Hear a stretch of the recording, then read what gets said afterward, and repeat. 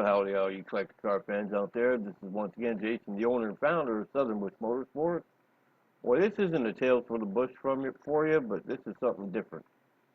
You remember when you were, 17, 16, 17, 18 years old, you go to 7-Eleven or whatever corner store you had, and you'd pick up an Auto Trader, a new Auto Trader, and you'd flip through it, and you'd circle stuff with your pen and stuff like that, and that's the car that I want, man. I'm going to make this call, and I want that car, and that was a big part of my childhood. I'm 55 years old. I know a lot of people look at my channel are between 40 and 65 years old, but you remember those days when you would flip through that Auto Trader, sitting in your car, or sitting in your house, or sitting on the street, and just flipping through that Auto Trader. So I'm not going to sit and talk through this whole thing. I just want you to enjoy this.